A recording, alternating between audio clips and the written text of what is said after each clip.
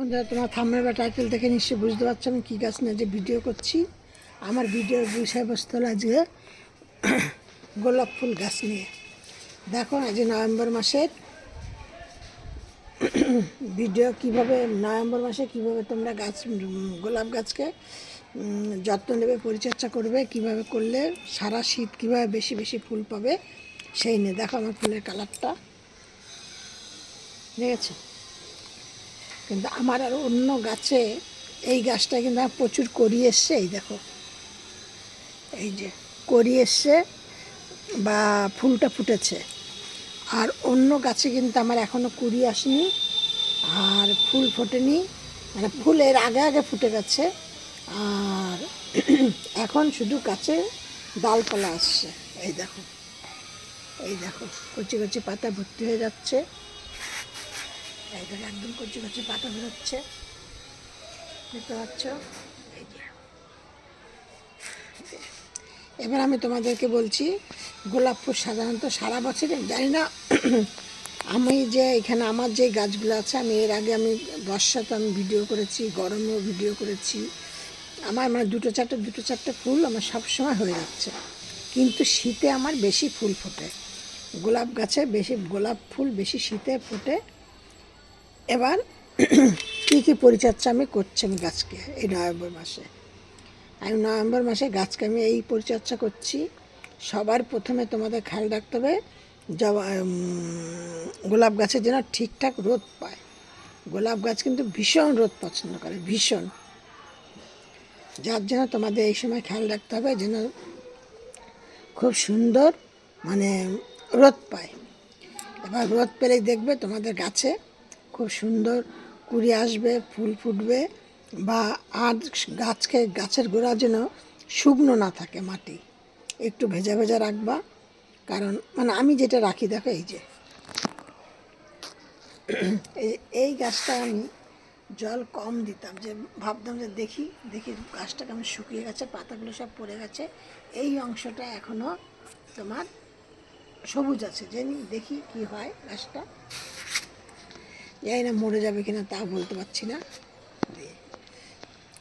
এবার হলো গাছের গোড়া ওইভাবে। আর আমি গাছকে কি ধরনের খাবার দেই, গাছকে তুমি সবার প্রথমে গাছে কিন্তু তোমার এই সময় এই গাছে কিন্তু একরকমের যেমন মাকড়সা জাল করে না, ওরকম ধরনের কিন্তু একরকম পোকা হয়, যে মানে গাছটা সে মাকড়সার মতো কেমন হয়।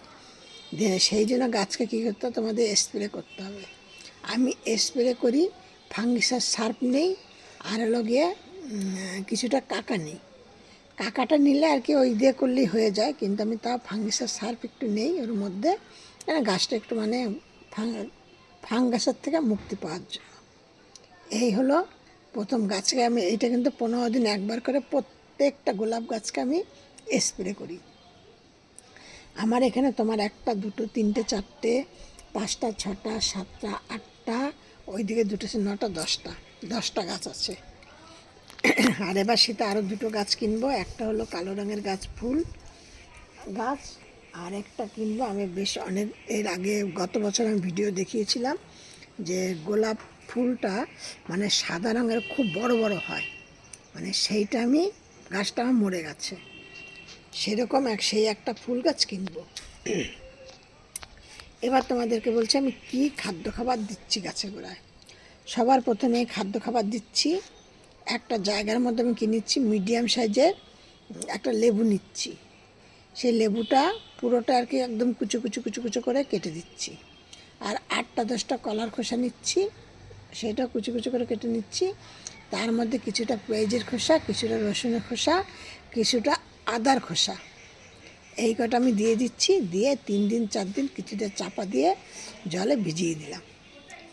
এবার কিন্তু তোমরা যখন এটা দেবে তখন কিন্তু পুরোটা ছেঁকে দেবে, না দিলে এর যদি কোনো জিনিস 1 ফোঁটা যে মানে গোটা পড়লে হয়তো ফাঙ্গিসাইড হতে পারে। আমি ছেঁকে দেই, আমি আন্দাজে বলছি হয়তো ফাঙ্গিসাইড হতে পারে, যার জন্য তোমরা ছেঁকে দেবা। ছেঁকে নিয়ে প্রত্যেকটা গাছের গোড়ায় দিয়ে দেবা। তার ঠিক 15 দিন বাদে কী দেবা, ঠিক আমি এই 2 ভাগেই যত্ন করি। খাবার 2 ভাগে দেই আর 1 ভাগে আমি স্প্রে করি। আর 15 দিন বাদে আমি কী দিচ্ছি, সর্ষের খোল ভিজিয়ে নিচ্ছি, সেটাকে একদম তরল করে নিচ্ছি।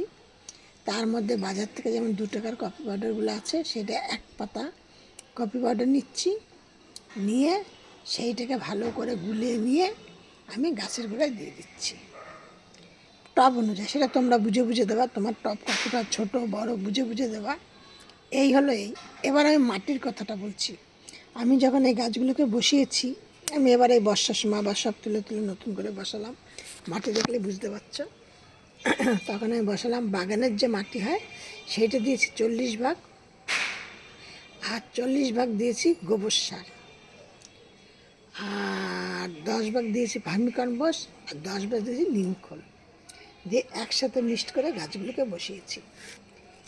এই এবারে শীতে পুরোটা ফুল ফুটে যাবে, আবার সামনেবার বর্ষার সময় আমি বর্ষার শেষের দিকে আর কি আবার আমি এরকমভাবে গাছ মাটি তৈরি করে এই গাছগুলোকে সব তুলে নিয়ে সেই মাটিতে বসাবো, আর এই মাটিগুলোকে আবার রেখে দেবো, আবার এই মাটির মধ্যে আবার ওরকম সব কিছু মিশিয়ে আবার বসাবো। ঠিক এইভাবে গাছকে যত্ন করো, এত সুন্দর সুন্দর ফুল পাবে। আমার শুধু ফুলটা দেখো কত সুন্দর, আর মানে কুড়িগুলো এখনও সেরকম ঠান্ডা পড়েনি, ঠান্ডা পড়লে দেখবে ফুলটা অনেক বড় হয় এইটা।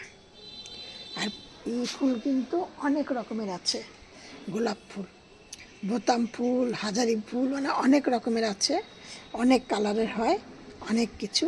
আর গোলাপ ফুল বাগান বলতে গোলাপ রাখতেই হবে, গোলাপের কিন্তু বীজ হয় জানো তো। এই যে আমি এই ফুলটা যেমন আমি রেখেছি বীজ হওয়ার জন্য। এইটা আরেকটু যখন শুকিয়ে যাবে এইগুলোকে তুলে তোমরা মাটির মধ্যে একটু, এর মধ্যে দেখো দানা দানা একটা বীজের মতো কেমন থাকে, বসিয়ে দেওয়া, দেখবা তোমাদের গাছ হবে। আর গোলাপ গাছ কিন্তু মানে ডাল থেকে অতি সহজেই গাছ তৈরি করতে পারবা। তোমাদের একটা প্রমাণ দেখাচ্ছি, দেখো দেখো ডাল থেকে এই গাছটা তৈরি হচ্ছে, দেখেছো? ডাল থেকে অতি সহজেই গাছ তৈরি করতে পারবে। আমি চাম্পাস ব্লগ থেকে ভিডিওটি করছি, ভিডিওটি তোমরা প্রথম থেকে শেষ পর্যন্ত দেখবে, দেখে একটি লাইক কমেন্ট শেয়ার করো। আর নতুন বন্ধুদের বলছি একটা সাবস্ক্রাইব করে পাশে থেকো, পাশে বেলটি বাজিয়ে অন করে দিও, আর সবার মধ্যে একটু শেয়ার করে দিও, যাতে আমার ভিডিও ছাড়ার সাথে সাথে তোমাদের স্ক্রিনে যাতে পৌঁছিয়ে যায়। আর আমি প্রতিদিনকে 6:30 থেকে 7টার মধ্যে ভিডিও ছাড়ব, ভিডিও আবার অন্য কিছু।